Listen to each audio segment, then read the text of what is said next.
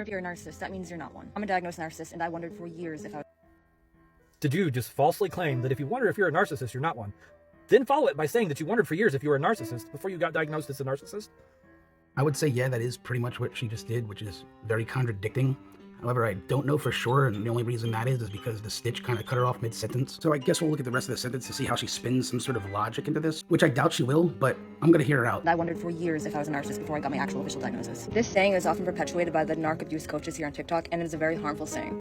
Oh, okay, so that changes literally everything. So it wasn't that she was falsely claiming that if you consider yourself to be a narcissist, that you're not a narcissist, and then go on to say how she considered herself to be a narcissist and then got diagnosed as such. She's simply quoting the phrase and then going on to explain how she is a contradiction to that phrase. Practically saying anyone using that phrase to say that they're not a narcissist is falsely claiming that they're not a narcissist. But I can see why it's confusing, considering the fact that it's actually originally a stitch from someone who does agree with this phrase. The video pretty much starts like this. Narcissists would ever ask themselves, If you wonder if you're a narcissist, that means you're not one. I'm a diagnosed narcissist, and I wondered for years if I was a narcissist before I got my actual official diagnosis. So it certainly comes off like it could be her claiming that, although she was pretty transparent at the end of her sentence and the rest of the video on what she was talking about. But you probably know that, and you probably just asked this question in order to bring awareness to the potential confusion of this video. If not, there's literally no harm in asking a question. Also, the fact that you left it at just a question is a good thing, because of the confusion of this video, something worse definitely could have happened. There are some people that wouldn't have stopped at the question. They would have insulted their intelligence or called them a liar or something like that. It would be astronomically embarrassing for the person doing that, especially if it turns out that they actually agree with them. It's a good thing you didn't.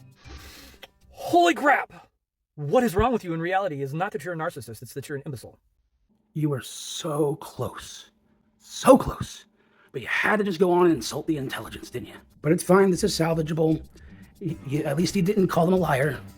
And a liar. Let's hear him out. Also, only 1.4% of the population have actual BPD, and you cannot go into remission from it. Okay, we're done hearing him out, because first of all, he goes on to claim that she's lying, then doesn't provide what she's lying about.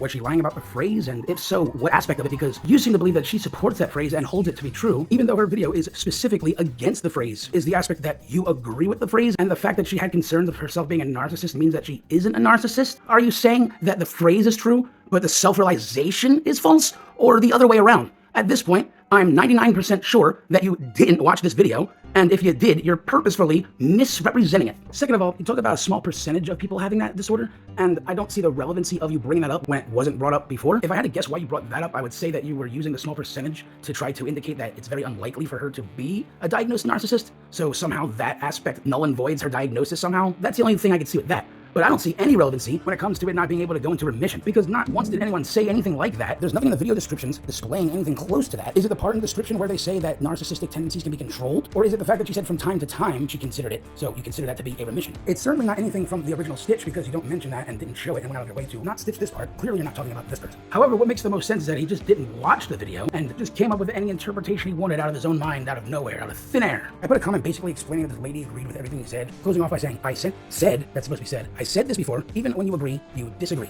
Here's a comment where I told him that before, even the ones you agree with are somehow also disagreements. You might be wondering, why is it on this kind of message? And that's because I deleted his original comment and posted on my video, which led to a comment thread that was 90 comments long, riddled with the most irrelevant arguments against the video. It's not even funny. It was the first time I ever deleted a comment, and I specifically said in the video itself to not have any irrelevant arguments in the comment section. So I had to request the data from TikTok, but that wouldn't matter because he blocked me, which is strange because I started to follow him and he followed me back and we became TikTok friends, and then halfway through making this video, I was blocked. And what's most ironic about this is that one of the irrelevant points of his argument was my grammar. Saying things like my sentences weren't correctly structured, even though they were. I literally proved it by showing that my sentence was compatible with the standard of how sentences are correctly structured. Even though he had a bunch of typos I didn't bring up until after. As you can see, I even gave an example of how he had typos. And here's where the irony comes in. This comment right here wasn't part of that string, but I'm not able to go there and fix the typo because I've been blocked. He's probably just sitting there laughing at me, making a fool out of me with my comment with a spelling error in there that I'm not able to eradicate. But to get back on topic, as we go through these comments, you can see that there's a pattern. He's got his favorite word there, imbecile. I've never seen anything quite like this behavior. It's like most of the things that he's arguing about and arguing for turns out to be the same thing the people he is arguing against are arguing for. I guess the best way to describe this guy is like the phrase, let's agree to disagree.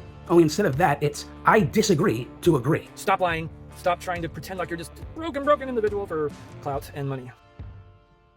Again, where's the lie?